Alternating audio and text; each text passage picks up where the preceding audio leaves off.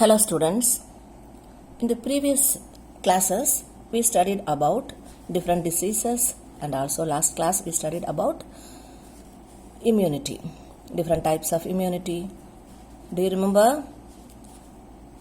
Innate immunity, acquired immunity, active immunity, passive immunity, and then immunization, allergies, autoimmune disease, and then about the immune system. We have completed. Today we are going to discuss about AIDS. The word AIDS stands for acquired immunodeficiency syndrome. What is the meaning of acquired immunodeficiency syndrome? Acquired. We get this disease during our lifetime. It is not a congenital disease. That is a disease that starts from our birth. We get from our birth. It is not congenital. We acquire this disease. What we acquire? Immunodeficiency. Our immune system will become deficient. And syndrome. What is the meaning of syndrome? A group of symptoms. This AIDS will have a group of symptoms. So AIDS, the full form of AIDS is acquired immunodeficiency syndrome. AIDS was first reported in the year 1981. And in the last so many years, more than 30 years, it has spread all over the world, killing more than 25 million persons. And this AIDS is caused by a virus, HIV. All of you know is HIV, human immunodeficiency virus. It belongs to a group of virus, retrovirus. Retrovirus. It has a RNA genome and it is covered with an envelope. It's an envelope enclosing RNA genome. At the center, RNA will be there and it is enclosed by a covering, protein covering. Then now we will study about how this AIDS is transmitted from an infected person to a healthy person, mainly by sexual contact with infected person, and then next by transfusion of contaminated blood and blood products, blood contaminated with this HIV, and by sharing infected needles, as in the case of intravenous drug abusers. People, those who inject a drug into their body through needles, that is intravenous drug abusers, by sharing the needles, and also from infected mother to her child through placenta.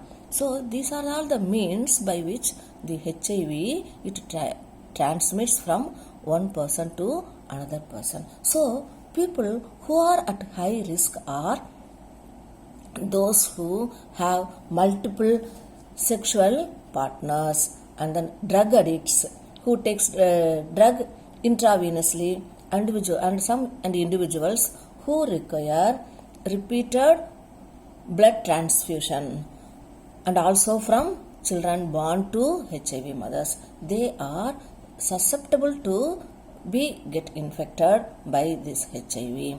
So people at high risk are multiple sexual partners, and then drug addicts and individuals who require repeated blood transfusion, and children born to HIV mothers. Do you know when do people need repeated blood transfusion?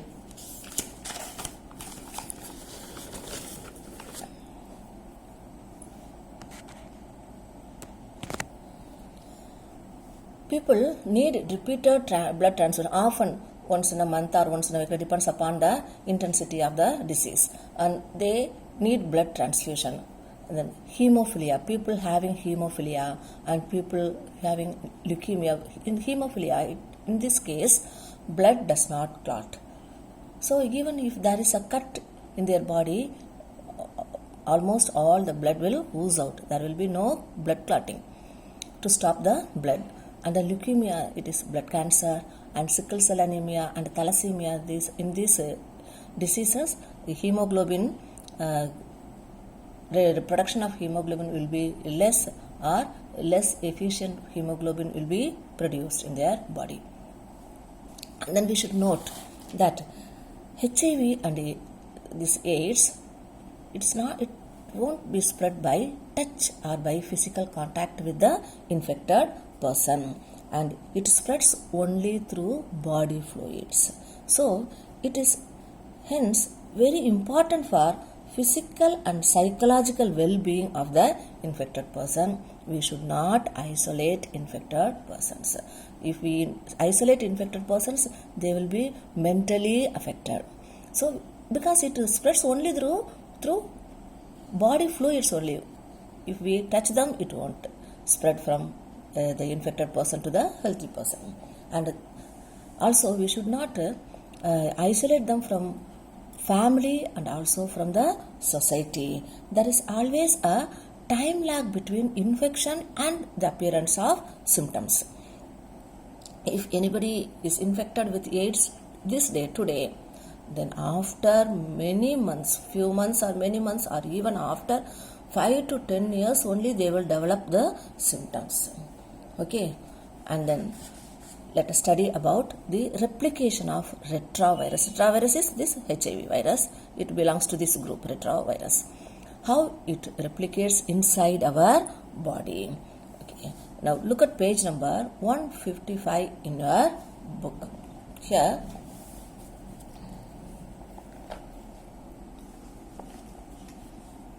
this retrovirus, see here, this is retrovirus, HIV virus.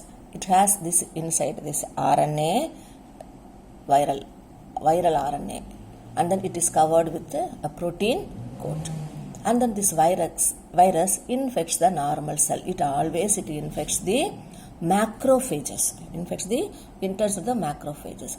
And then this viral RNA is introduced into the cell. The genome of the virus is introduced into the macrophages. And then this viral DNA is produced by reverse transcriptase. First RNA is there, and then RNA enters into the body, these macrophages, and then here in macrophages viral DNA is produced. Usually, normally in our body, DNA only produce RNA. RNA will be produced from DNA, but here DNA is produced from RNA. So the enzyme that is used is reverse transcriptase. By using reverse transcriptase, viral RNA is changed into viral DNA, very important. And then this viral DNA, it incorporates into the host genome, nucleus. It enters into our nucleus. And new viral RNA is produced by the infected cell. Now from DNA, usually RNA will be formed. So now this viral DNA that enters into our cell, it directs our cell to produce viral RNA, and the new viruses are produced, and there are now viruses can infect other cells also. They are released into the blood and they infect other cells. In this way, this virus, it replicates, it increases in number inside our body. And so virus enters into our body, enters into the macrophages, and then by using reverse transcriptase RNA, from RNA viral DNA is produced, and then this host cell, it incorporates into the host cell DNA and direct our cell to produce more virus particles. In this way, our macrophages, our cells, they act as HIV factory and they produce more and more progeny of virus. And then in the meantime, simultaneously, at the same time, this virus, HIV virus, it enters into helper T lymphocytes, and replicates and produce virus HIV progeny. And then it is released into the blood, and this virus, it attacks other helper T lymphocytes. So there is, if they are attacked, they are killed. So there is decrease in lymphocytes. So lymphocytes play an important role in immunity. So it protects our body against various diseases, but the number of lymphocytes are reduced. During this period, the person suffers from bouts of fever, diarrhea and weight loss. These three are the symptoms of AIDS. Sorry.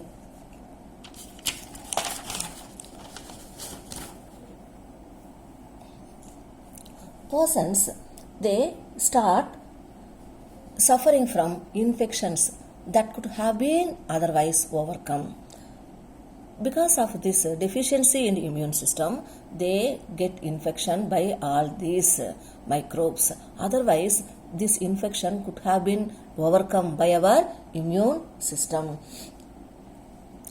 The infection by mycobacterium, viruses, fungi and parasites like toxoplasma, these all infect our body because our immune system is weak now, because the person got infected by HIV.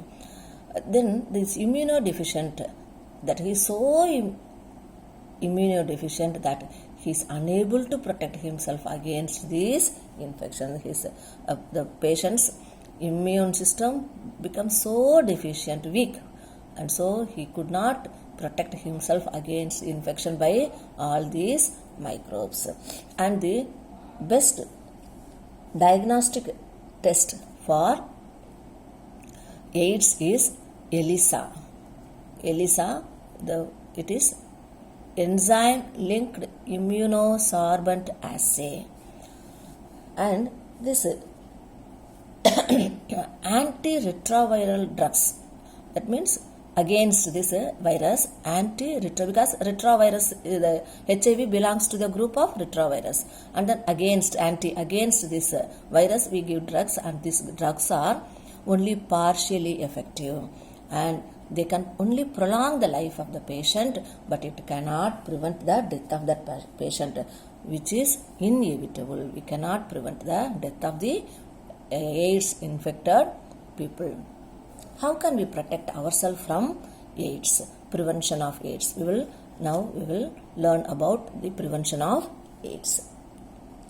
As AIDS has no cure, prevention is the best option. Prevention is better than cure. Moreover, HIV infection often spreads due to conscious behavior, not like pneumonia and typhoid, which occur accidentally, but this virus of the HIV virus, it spreads due to conscious behavior. So if we are careful, then we can prevent ourselves from the infection by HIV. In our country, NACO and NGO, that is what is the full form of NACO, National AIDS Control Organization, and NGO, non-government organizations, are doing a lot to educate people about AIDS. This NACO, National AIDS Control Organization, and non-government organizations, and they are doing a lot to educate people about AIDS. And